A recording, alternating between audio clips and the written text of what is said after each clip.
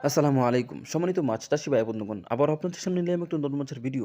ভিডিওতে আপনারা যে মাছগুলো দেখছেন, এই মাছগুলো হচ্ছে অরিজিনাল দেশি শোল মাছের পোনা। তাহলে আজকে আমি আপনাদের সামনে এই দেশি শোল মাছ সম্পর্কে কিছু সংক্ষিপ্ত কথা বলবো। আশা করি এই কথাগুলো আপনার জন্য খুব উপকারে আসবে। সর্বপ্রথম কথা হচ্ছে, আমরা যদি এই মাছগুলো আমাদের পুকুরের মধ্যে চাষ করতে চাই, সেক্ষেত্রে আমাদের জন্য করণীয় কী? যে এই মাছগুলো ৩ ভাবে চাষ করা যায়।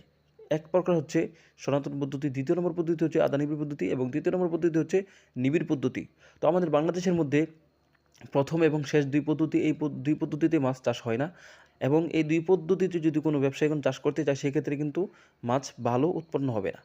এবং ২য় নম্বর পদ্ধতি, এই পদ্ধতিতে যদি আমরা মাছ চাষ করি, আশা করি আমাদের জন্য খুব উপকারে আসবে। যে সেই পদ্ধতি কি? যে আমরা যদি এই মাছগুলো চাষ করতে চাই, তো নিবিড় পদ্ধতিতে, আধা-নিবিড় পদ্ধতিতে, সেক্ষেত্রে আমাদের জন্য একটা পুকুরের প্রয়োজন হবে, যে আমরা পুকুরটাকে সুন্দরভাবে মেরামত করে নেব। তার মধ্যে সর্বপ্রথম কথা হচ্ছে যে আমরা পুকুরের যে পাড়গুলো আছে, এই পাড়গুলো একটু উঁচু করে বেঁধে দেবো। কেননা এই মাছগুলো বর্ষাকালে এক পুকুর থেকে আরেক পুকুরের মধ্যে চলে যায়। আরেকটি কথা হচ্ছে যে পুকুরের মধ্যে আমরা যদি কচুরিপানা সম্ভব হয়, যে ১/৩ কচুরিপানা আমরা পুকুরের মধ্যে রেখে দেবো। কেননা এই মাছগুলো আড়ালে থাকতে বেশি পছন্দ করে এবং এই মাছগুলো যদি বেশি আড়ালে থাকে এবং মাছগুলোর সাইজ কিন্তু অনেক সুন্দর হয়।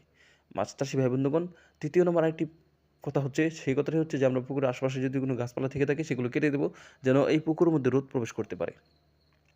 তো এই মাছগুলো যেহেতু আপনার অন্য মাছগুলোকে খেয়ে ফেলে, তো সেই ক্ষেত্রে কিন্তু আমরা এই মাছগুলো যদি মিক্সভাবে চাষ করতে চাই, দেখা যাবে যে মিক্সভাবে এই মাছগুলো হয়ে যাবে, ঠিক আছে, কিন্তু তার সাথে যদি আমরা অন্য কোনো মাছ চাষ করতে চাই, সেই মাছগুলোর ক্ষেত্রে কিন্তু আমরা বড় ধরনের একটি লসের মধ্যে পড়ে যাব। তো সেক্ষেত্রে অবশ্যই আমরা এই মাছগুলো মিক্সভাবে চাষ করা